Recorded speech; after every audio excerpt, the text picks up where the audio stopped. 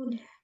Assalamualaikum warahmatullahi wabarakatuh. Baiklah, kami dari kelompok 4 yang terdiri dari Agesti Putri dengan NIM 2104369, Dismas Yorga Adrian dengan NIM 2104334, dan saya sendiri, Fania Rai Putri dengan NIM 2104335. Di sini kami akan memaparkan materi mengenai analisis laporan keuangan pada PT Indah Kiat Pulp and Paper Tbk pada periode tahun 2018 hingga tahun 2022. Next, guys.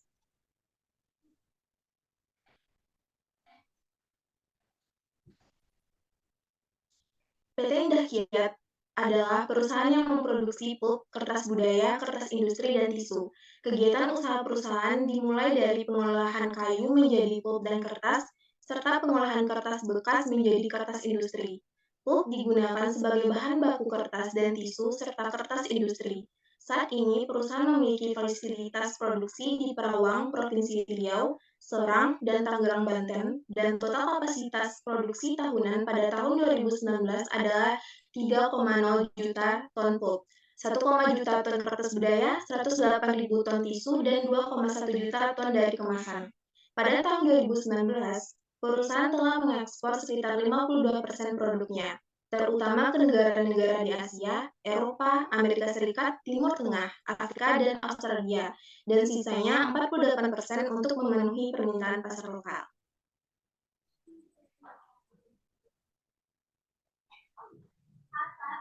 Tata kelola perusahaan, kode etik ini dibuat dalam rangka pemenuhan atas peraturan Otoritas Jasa Keuangan Nomor 33 POJK 04 tahun 2014 tentang direksi dan dewan komisaris emiten atau perusahaan dan harus ditaati oleh seluruh anggota direksi dan anggota dewan komisaris, karyawan, serta pendukung organisasi perseroan, jajaran perseroan. Setiap pelanggaran terhadap kode etik akan dikenakan sanksi disipliner yang tegas termasuk dapat menyebabkan pemutusan hubungan kerja dan perseroan sesuai dengan peraturan perundang-undangan ketenagakerjaan yang berlaku di Indonesia. Analisis pertama yaitu analisis profitabilitas yang akan dijelaskan oleh Agesti. Kepada Agesti silahkan. Baiklah, saya Agesti Putri dengan NIM 21. Baiklah, yang pertama analisis profitabilitas perusahaan. Dapat dilihat dari chart berikut ini, ROE diukur dengan membandingkan laba bersih tahun berjalan dengan rata-rata ekuitas yang dimiliki perusahaan. Rasio yang dihasilkan dari perhitungan menunjukkan bahwa pengelolaan investasi pemegang saham oleh manajemen selama tahun 2018 sampai 2022 cukup baik. Dapat dilihat dari tahun 2018 ke 2019 terjadi penurunan yang cukup besar, akan tetapi dari tahun 2019 sampai 2022 terjadi peningkatan di setiap tahunnya. Kinerja perusahaan lebih baik apabila laba bersih yang dihasilkan lebih besar dari modal sendiri. Jika ROE tinggi, kepercayaan investor akan meningkat terhadap modal yang diinvestasikannya. Selanjutnya, Return of Asset atau ROA. ROA mengukur laba bersih perusahaan sehubungan dengan sumber daya yang dimilikinya. Dapat dilihat pada chart berikut, kinerja perusahaan cukup baik di mana setelah mengalami penurunan yang signifikan dari tahun 2019, perusahaan mampu meningkatkan kembali ROA-nya pada tahun-tahun berikutnya. Rendahnya persentase ROA tersebut menunjukkan bahwa perusahaan belum mampu menghasilkan laba yang disesuaikan dengan total asetnya. Selanjutnya, Gross Profit Margin atau GPM.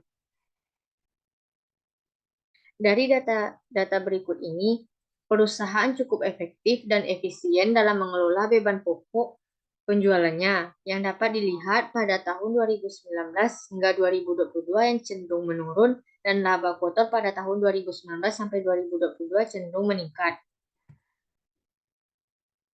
Selanjutnya, Operating Profit Margin atau OPM. Secara keseluruhan, penurunan margin kontribusi pada operasi dipicu karena penurunan yang juga terjadi pada margin laba kotor dan kontribusi, juga dari peningkatan proporsi beban penjualan secara relatif dari nilai penjualannya. Dari chart berikut, Beban penjualan relatif cukup terkendali, walau terdapat sedikit kenaikan dari tahun 2018 sampai 2022.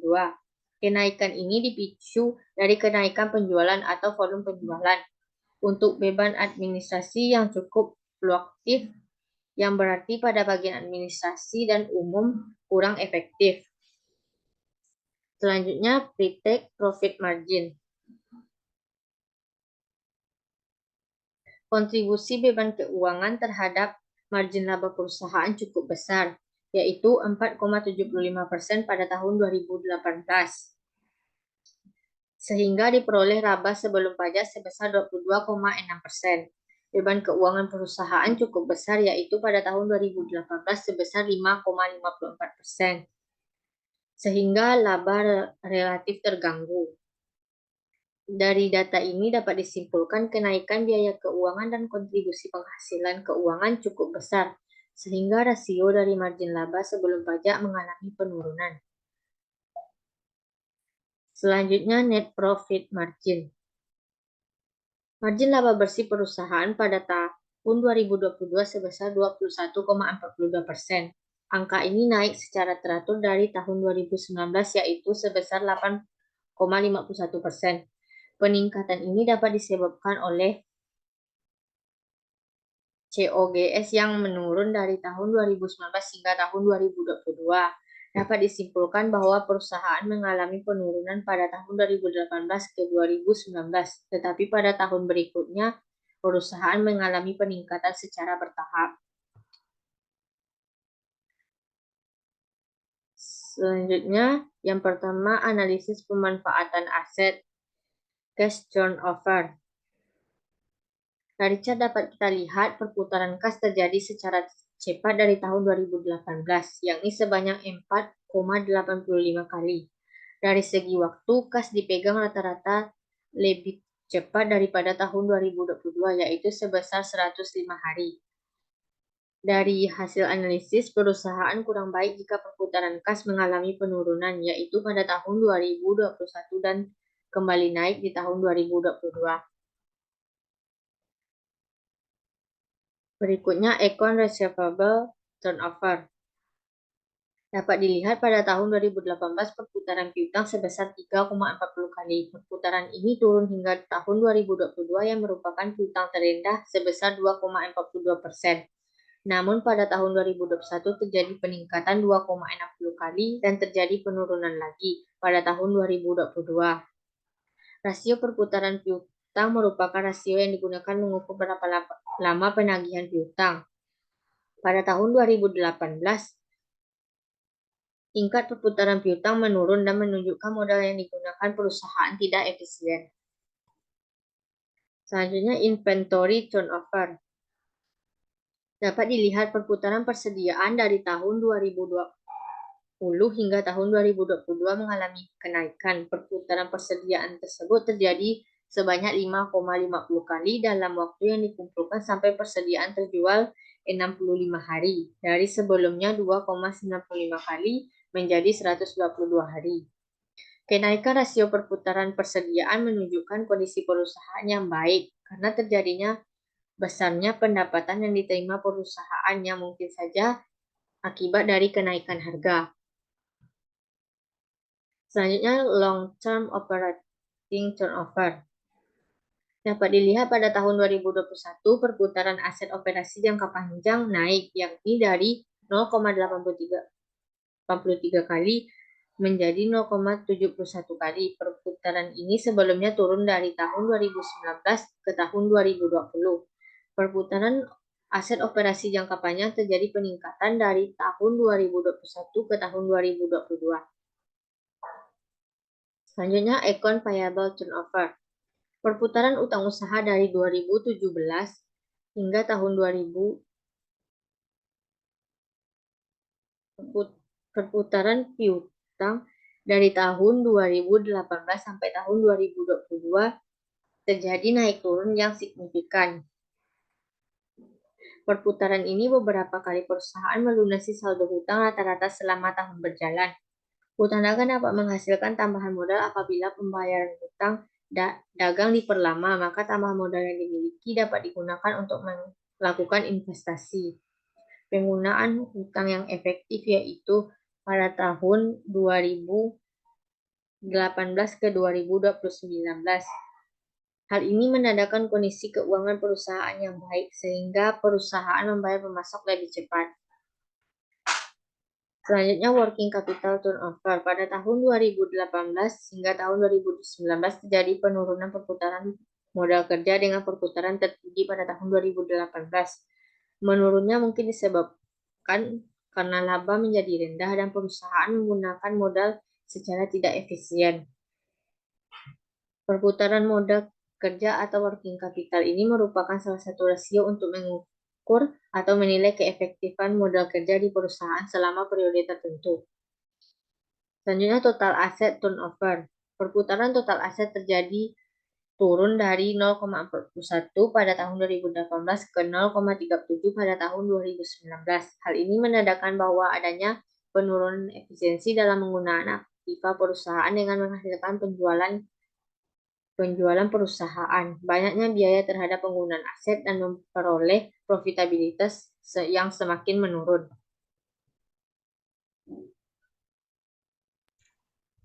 Baiklah, terima kasih kepada Agnes. Materi selanjutnya yaitu analisis kredit yang akan dijelaskan oleh saya sendiri. Yang pertama adalah analisis kredit bagian likuiditas.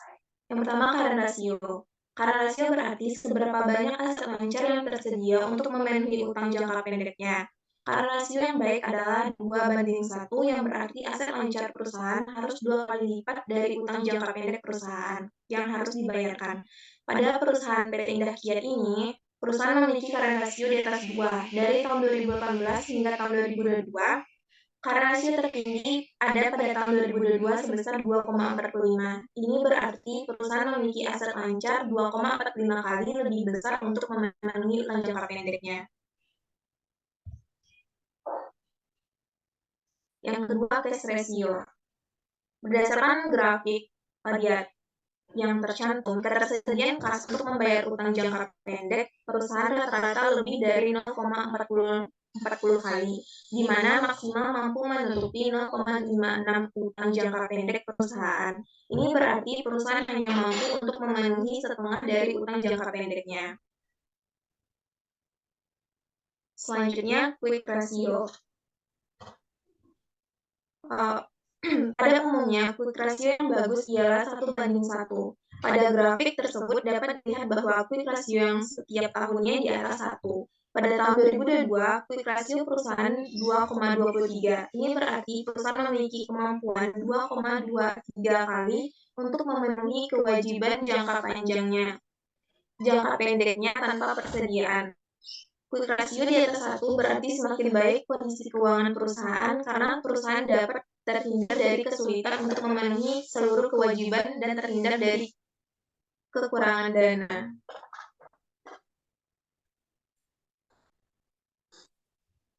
Cash conversion cycle. Yang pertama itu ada day sale in receivable. Dari grafik dapat dikatakan bahwa day in receivable PT Indah Kiat mengalami kenaikan di setiap tahunnya. Ini berdampak negatif pada arus kas perusahaan karena uang terikat dalam piutang lebih lama.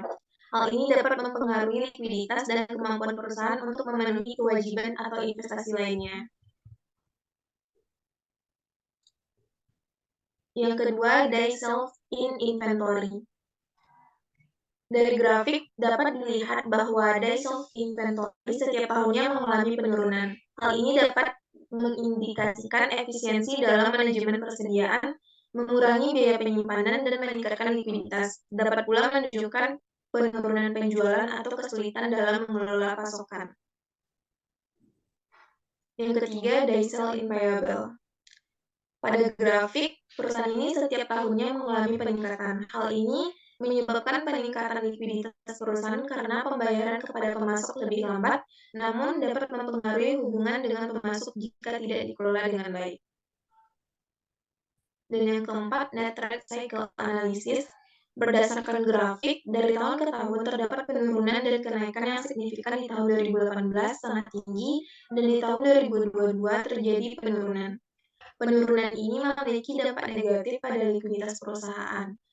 periode yang lebih lama dalam siklus konversi kas dapat mengakibatkan peningkatan kebutuhan modal kerja yang dapat menimbulkan kendala keuangan. Analisis kredit yang kedua yaitu solvabilitas. Pertama, debt ratio. Pada grafik, debt ratio dari perusahaan setiap tahunnya mengalami penurunan. Dampak penurunannya mengakibatkan penurunan tingkat utang, dapat mengurangi biaya bunga yang harus dibayar perusahaan serta meningkatkan profitabilitas. Yang kedua, long term debt to total asset. Dari grafik dapat disimpulkan jika tiap tahun long term debt to total asset mengalami penurunan yang akan berdampak bagi perusahaan. Seperti penurunan ini bisa mengindikasikan kesehatan keuangan yang lebih baik karena perusahaan memiliki lebih sedikit utang jangka panjang relatif terhadap total asetnya. Yang ketiga, debt equity ratio. Dari grafik, dilihat bahwa dari tahun 2018 sampai tahun 2020, perusahaan memiliki debt equity ratio yang bagus, yaitu di atas 1. Hal ini berarti bahwa jika perusahaan mengalami gagal bayar, maka ekuitas yang mereka miliki masih bisa digunakan untuk membayar hutang mereka. Namun, debt equity ratio perusahaan ini terus mengalami penurunan pada tahun 2021, akhirnya menyentuh pada angka di bawah 1. Ini mengindikasikan bahwa kondisi perusahaan mulai tidak sehat.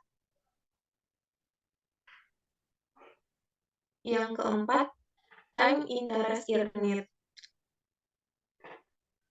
Dari grafik dapat dilihat bahwa perusahaan memiliki tingkat rasio times earned yang baik, di mana tingkat rasionya selalu di atas 1. Hal ini berarti bahwa kondisi perusahaan dalam keadaan sangat baik, di mana mereka bisa melunasi beban bunga yang dimiliki saat ini dengan mudah. Yang kelima, long term debt to equity capital. Pada grafik dilihat bahwasannya setiap tahun long term debt to equity rasio perusahaan selalu mengalami penurunan. Hal ini mengindikasikan perusahaan dalam kondisi baik di mana tidak banyak pendanaan yang dilakukan pihak luar, atau dengan kata lain, perusahaan tidak memiliki banyak hutang.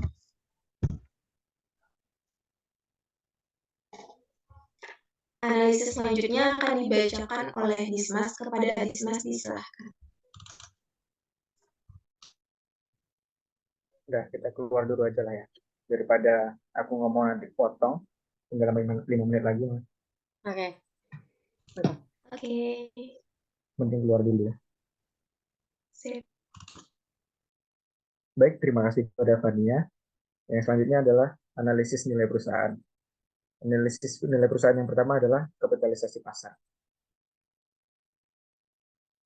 Dapat dilihat dari chart di atas bahwa harga saham menunjukkan nilai pasar suatu lembar saham. Pada tahun 2018, harga saham perusahaan sebesar 0,80 dolar. Namun, mengalami penurunan pada tahun 2019 menjadi 0,55 dolar.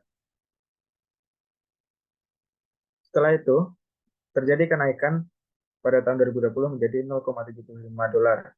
Kemudian turun lagi pada tahun 2021 menjadi 0,55 dolar. Dan stabil pada tahun 2022 dengan harga 0,56 dolar. Kapitalisasi pasar adalah nilai total perusahaan di pasar saham dan dihitung dengan mengalihkan harga saham dengan jumlah saham beredar. Next.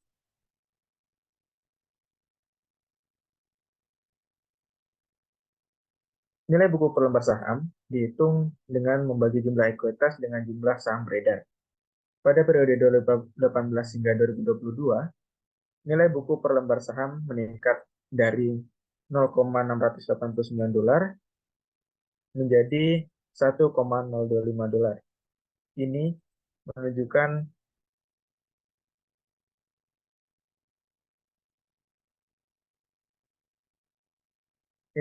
nilai ekuitas yang meningkat yang dapat didistribusikan kepada setiap lembar saham.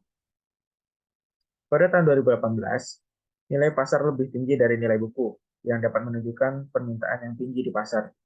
Namun pada tahun-tahun berikutnya terjadi fluktuasi dengan nilai pasar di bawah nilai buku pada beberapa tahun, menunjukkan potensi undervaluation atau penilaian saham yang lebih rendah dari nilai buku. Fluktuasi antara nilai pasar dan nilai buku dapat menarik perhatian investor. Jika nilai pasar lebih rendah dari nilai buku, ini bisa menjadi peluang investasi karena saham mungkin diperdagangkan di bawah nilai intrinsiknya. Next. Lalu yang selanjutnya adalah earning per share atau EPS.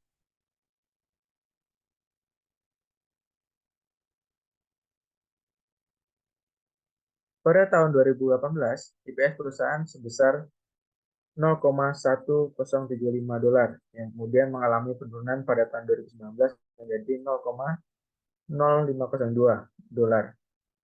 Meskipun terjadi kenaikan pada tahun 2020 dan 2021, EPS kembali meningkat secara signifikan pada tahun 2022 menjadi 0,1567. Nilai EPS yang meningkat menunjukkan kemampuan perusahaan untuk menghasilkan laba bersih yang lebih tinggi per lembar saham. Ini dapat diartikan sebagai indikasi positif bagi para pemegang saham, karena mereka memiliki potensi mendapatkan lebih banyak keuntungan per saham yang dimiliki. Next. Selanjutnya adalah dividen per share atau DPS. Dividen per share atau dividen per saham adalah rasio keuangan yang mengukur jumlah dividen yang dibayarkan oleh perusahaan kepada pemegang saham per saham yang beredar. DPS dihitung dengan membagi total dividen yang dibayarkan oleh jumlah saham yang beredar pada suatu periode tertentu. Nah, dapat dilihat dari chart di atas, terdapat penurunan signifikan dalam DPS dari tahun 2018 hingga 2020. Dari 0,0072 menjadi 0,0034. Ini mungkin menunjukkan adanya tekanan atau perubahan dalam kebijakan dividen perusahaan pada periode tersebut. DPS tetap relatif stabil pada level 0,0034 pada tahun 2021 dan 2022, menunjukkan konsistensi atau mungkin telah dicapai suatu titik keseimbangan dalam kebijakan dividen.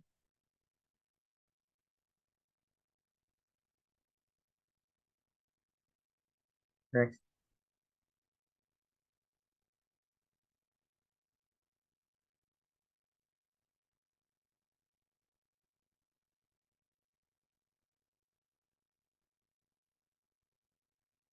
Next, yes.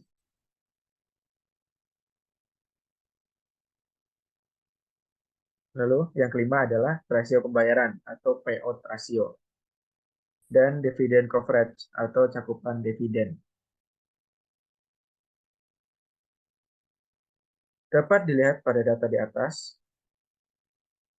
bahwa EPS mengalami fluktuasi, tetapi polanya tidak selalu sejalan dengan DPS. Ada peningkatan yang signifikan dari 2018 hingga 2019. Namun, penurunan pada tahun 2020 dan peningkatan lagi pada tahun 2021 dan 2022. Fluktuasi EPS dapat disebabkan oleh faktor-faktor seperti perubahan pendapatan biaya atau faktor lain yang mempengaruhi laba per saham.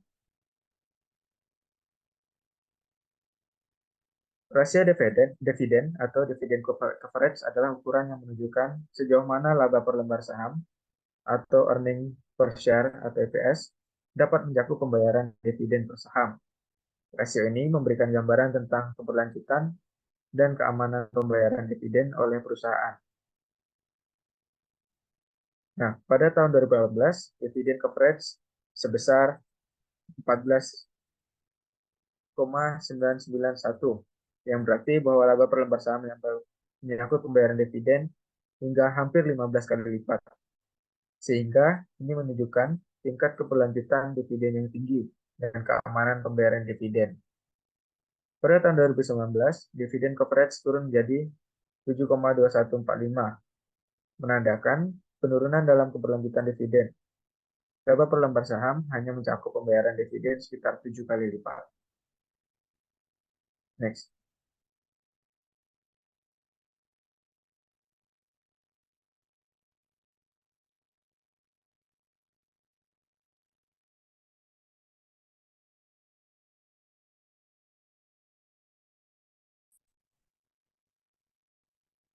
Nah, selanjutnya adalah hasil laba atau earning yield. Earning yield atau tingkat hasil laba adalah rasio keuangan yang mengukur sebanding antara laba bersih yang dihasilkan oleh suatu investasi dan nilai pasar atau nilai wajarnya.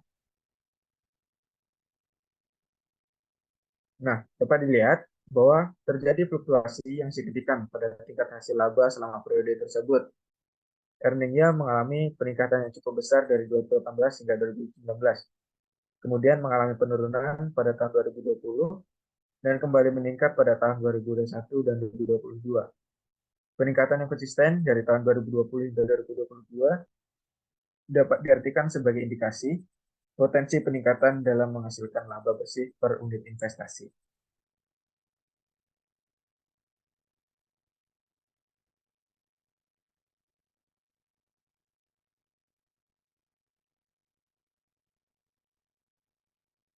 Selanjutnya adalah hasil dividen atau dividen yield.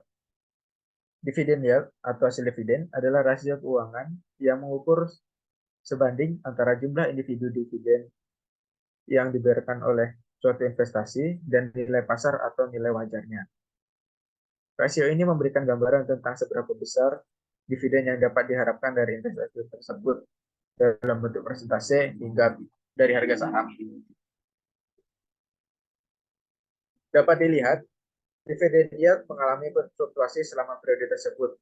Pada tahun 2018, dividen yield relatif rendah, yaitu 0,0090. Kemudian meningkat pada tahun 2019, yang menunjukkan peningkatan dalam potensi pengembalian investasi dari dividen.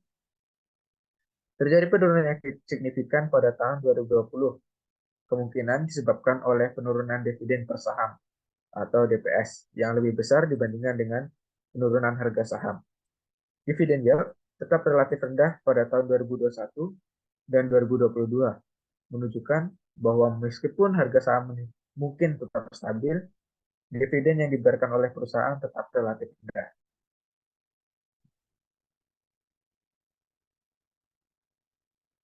Lalu yang kedelapan adalah rasio harga terhadap laba atau PER. Rasio harga terhadap laba atau price to earning ratio atau PER rasio adalah suatu rasio keuangan yang umum digunakan untuk menilai valuasi saham suatu perusahaan. Rasio ini mengukur seberapa mahal atau murah harga saham perusahaan dibandingkan dengan laba bersihnya. Nah, dapat dilihat terjadi fluktuasi yang signifikan pada per rasio selama periode tersebut. Per rasio mengalami peningkatan yang cukup besar dari tahun 2018 ke 2019, mencapai level 11,0539. Peningkatan ini mungkin mencerminkan ekspektasi pasar terhadap pertumbuhan laba yang lebih tinggi. Pada tahun 2020, per rasio meningkat lebih lanjut menjadi 14,0368, menunjukkan valuasi yang lebih tinggi oleh pasar terhadap saham perusahaan. Terjadi penurunan tajam pada tahun 2021 mencapai 5,6926 dan terus menurun pada tahun 2022 menjadi 3,5760. Penurunan ini dapat mencerminkan penilaian pasar yang lebih rendah terhadap prospek pertumbuhan laba atau perubahan dalam dinamika pasar. Lalu yang 9 adalah rasio nilai pasar terhadap nilai buku atau market to book ratio. Market to book ratio adalah suatu rasio keuangan yang mengukur seberapa besar nilai pasar sebuah perusahaan dibandingkan dengan nilai bukunya.